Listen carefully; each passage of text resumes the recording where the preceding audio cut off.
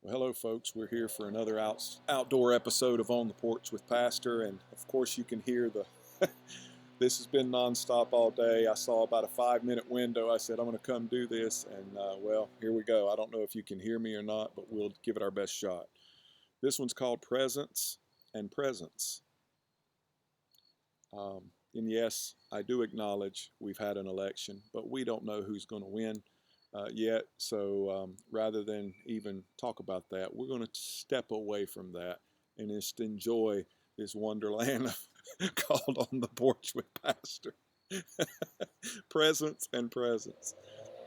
When Joan and I were expecting our first child, we received the usual warnings regarding lack of sleep, dirty diapers, and temper tantrums. Still, we looked forward to being parents. That's because no one told us about birthday parties. When our oldest son neared age 3, we mistakenly asked him what he wanted for his birthday. At first, all he wanted was a tricycle. We thought that was cute, so we made a big deal out of it. Thus encouraged, he asked for the entire toy department at Walmart. A friend of ours with 4 kids laughed when we told her about this. She said our first mistake was telling him he had a birthday. One of my friends has a daughter a few months older than our son, which is the worst possible thing that could have happened because they give great parties for their child, which gets ours pumped up for his. When their daughter turned 3, they actually rented a pony for her birthday party. The rest of us were livid because now we would have to hire a pony for our kids. Thank God the pony went nuts and bucked the kid off, so my son doesn't want anything to do with ponies. I guess it's true that all things work together for the good of those that love the Lord. Then there's always the little matter of whom to invite to your children's birthday parties. We invite a lot of people for 2 reasons. First, the more stuff our kids get from other people, the less we have to buy. And second, a lot of people have made us mad, and this is a good way to pay them back.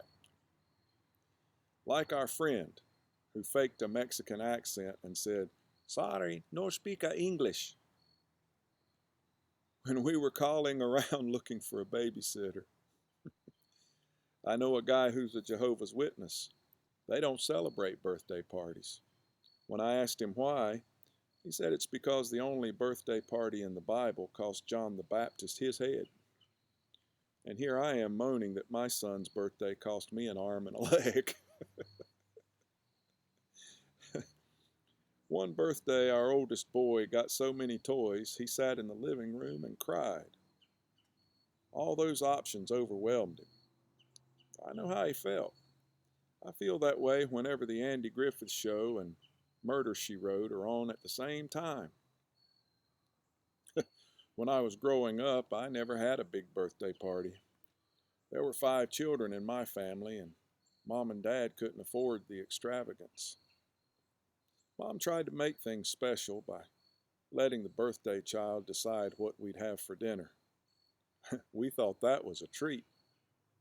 Now my wife and I are so tired of deciding what to have for supper, we'd eat monkey tongues if someone showed up to cook them.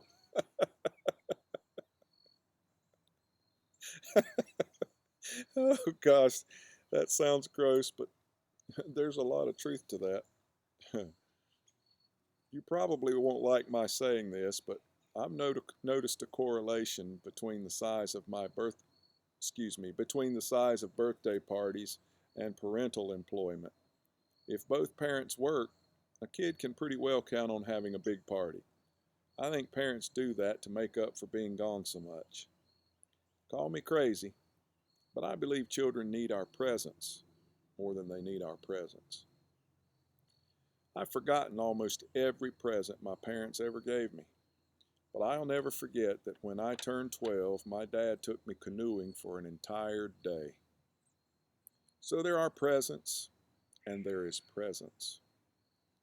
Blessed are those whose parents, blessed are those parents who learn the finer gift early on. Friends, I said I was going to stay away from the politics, but the story tonight kind of inspired me a little. Both parties promise all kinds of things to their constituents in order to try and win the vote. They promise presents. But for us believers, we have something that's altogether greater than any presents that politicians can give us. Brothers and sisters, we have the presence of God to be our comfort, to be our guide, and to reassure us that whether our candidate wins or loses, or has won or has lost, that we know the one who will make it all worthwhile in due time. I guess what I'm trying to say, guys, is regardless of who you prefer in the White House, let's remember who's really on the throne in the big house. We love you. We wish for you and pray for you peace and patience and righteousness through the continued difficult seasons we're going through. Remember, could be that Jesus is coming real soon. So eyes to the skies.